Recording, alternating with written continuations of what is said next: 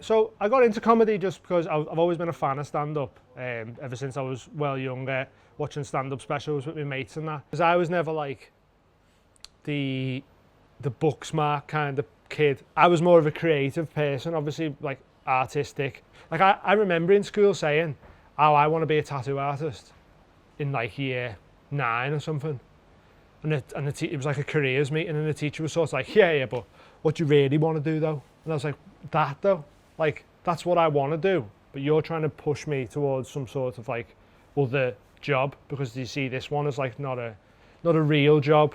I never really thought about doing stand-up comedy, but I lived in Australia for a little bit, and while I was there was a comedy club that gave us like they sold like a year pass. It was like $30 or something, and we bought that. And I started realising that like comedians have sets, you know, like you see the same comedian do the same sort of material, and that I was sort of guessing where punchlines were coming from, and then the audience would laugh, and I'd be like, oh, did people not see that coming?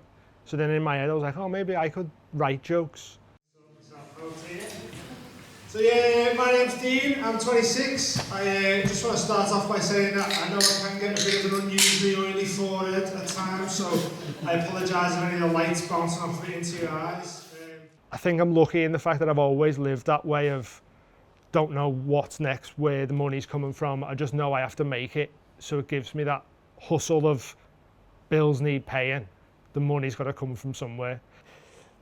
It's hard for some people, but I've never had them ties of like a mortgage or anything like that. I don't have kids, so I've been in a good position to just go, oh, well, I know I need this much money a month. If I can make that, that's fine.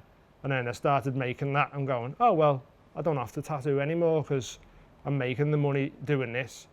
But it just keeps me rolling all the time. I just don't think TV is like the main goal anymore. Like it used to be the big, like, oh, get on Live at the Apollo. Now it's like, oh, I need to get on this podcast. And welcome to the stage, Michael, everybody!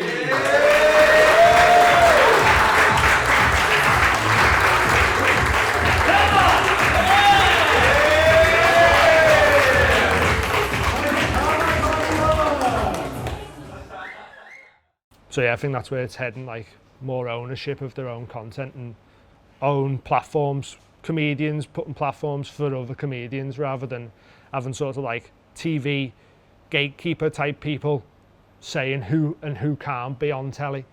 Second time you've been on? Second time in. First time you come in a bit hard with your jokes, didn't you? Very hard. I know, you told it right back. I turned it back. How do you think that one went? A lot better. Okay, that's good then. It just shows you how it went last time. Comedy, it's a luxury, you know, it's not like a necessity. You don't need to go and watch comedy because it is a luxury like thing to do. There's a lot of families struggling at the minute who need to pay for food and house costs and stuff like that. They're not thinking about coming to watch comedy.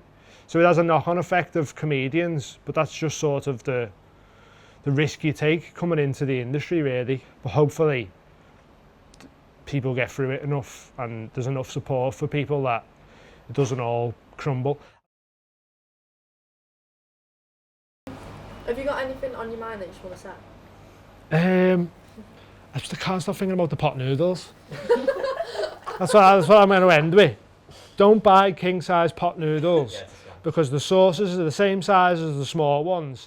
And if you got more noodles, you should have more sauce.